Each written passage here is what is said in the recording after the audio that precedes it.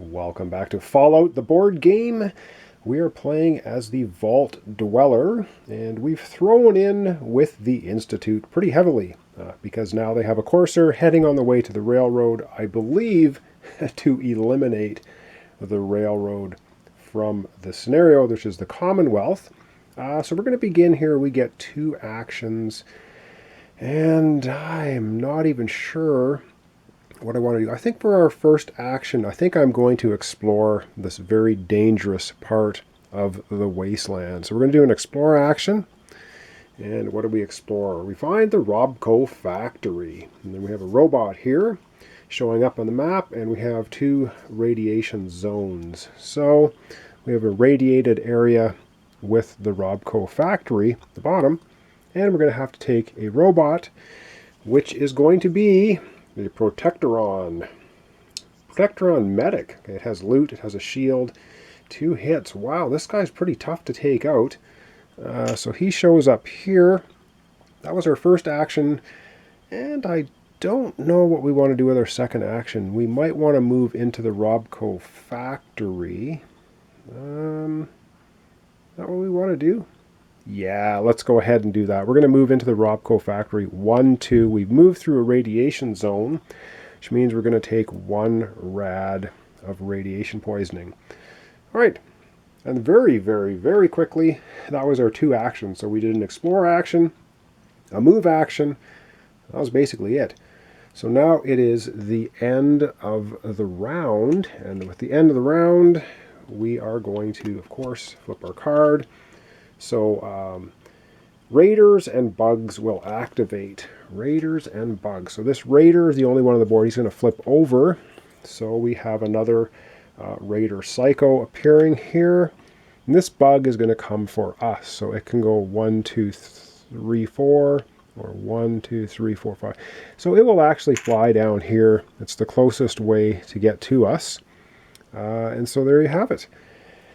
That's it. Now, I think this is going to be very short. Playthrough, reading ahead, looking at some stuff, because we have on the hunt derailed. The derailed says at the end of each round, remove a railroad member from the courser's space. Well, there are no railroad members in the courser's space. If there are none in the courser's space, move 1 space toward the railroad instead. Well, the courser moves 1 space towards the railroad. He is now in the space of the railroad. So that is going to trigger what happens with derailed. So let's take a look at that card, and we're going to see what happens. All right, so looking at this card, of course, derailed. Lead the courser straight to the railroad headquarters. So the courser is at the railroad. So this will trigger. So what happens? Whoa! The Institute gets 1, 2, 3. It moves 4 spaces on the influence track. And then we're going to trash this card. Holy man. All right, so let's take a look here. We're moving 4 spaces. So 1, 2, 3. We move 1 space right off the board. And that's basically going to trigger the end of the game. And I have to take a look. So winning the game.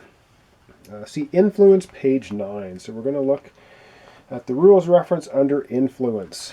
And it basically says survivors must gain influence to win the game. Influence is granted to survivors by their agenda cards. When a survivor reaches the amount of influence, he or she is declares victory and reveals his agenda cards. A survivor wins the game. The amount of influence needed to win the game depends on the number of players. So for 1, we need 11 influence.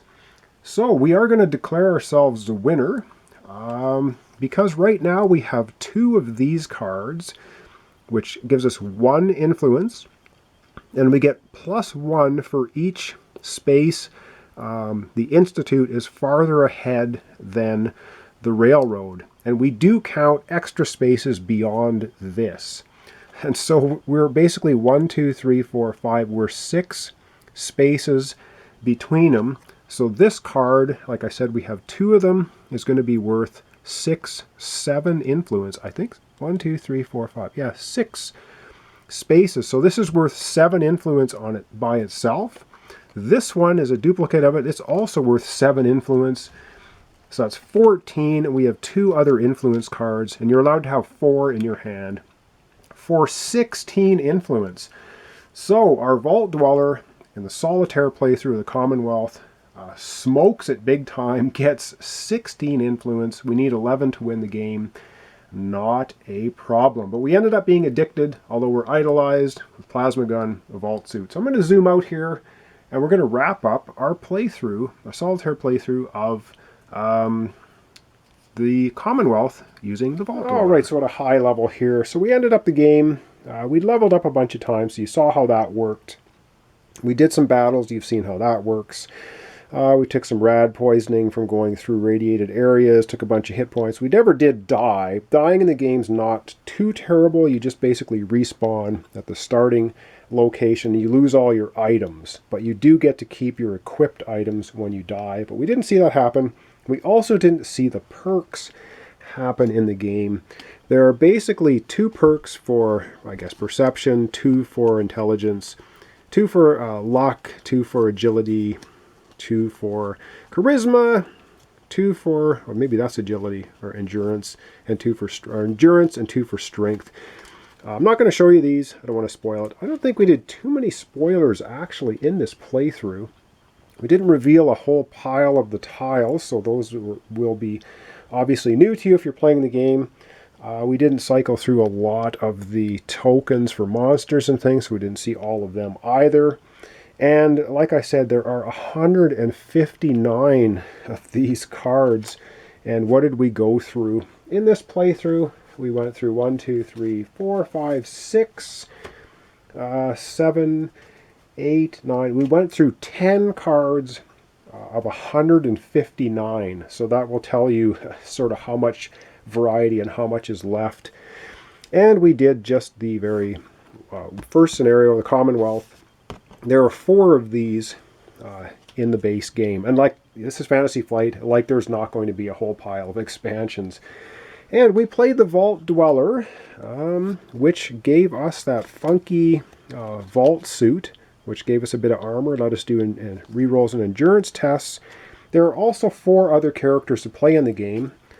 You can play the Brotherhood Outcast. I'm not going to show you the back of the cards. Again, I don't want to spoil it, but you can play the Brotherhood Outcast, the Wastelander, the Super Mutant, or the Ghoul. So there's 5 playable characters. It's a 1 to 4 player game.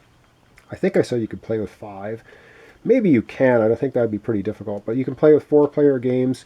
And there's also a bunch more of these agenda cards. Like I said, these ones for Solitaire we've been playing using the 1+. There are 2+, 3+, and 4s for a 1, 2, 3, 4 player game. So it adds extra agenda cards into the mix. So what can I say about the game? I quite like it. We seem to have a pretty easy victory there. We really scored the major points. We basically fell in with the Institute from the beginning, and we just railroaded the railroad. I mean, we just pounded them into the ground. We basically helped the Institute take over the wasteland. So there you have it. That's my Solitaire playthrough of Fallout. I will, of course, be doing another playthrough. I'm thinking the next one I do for this game will be a 2-player, so you can see sort of some more interaction between different characters. This was just strictly the Solitaire playthrough. And like I said, we haven't even revealed 5 of the green tiles and 5 of the red ones, so there's a whole bunch of other stuff out in the wastelands we never even got to in this playthrough. So I hope you enjoyed it. I quite liked it myself, and like I said, I will be doing another playthrough, likely doing a 2-player playthrough this time. So thanks so much for watching along. Thanks for your comments, your subscriptions, and your likes. Really do appreciate it. I hope you enjoyed this. Join me next time for another complete playthrough series.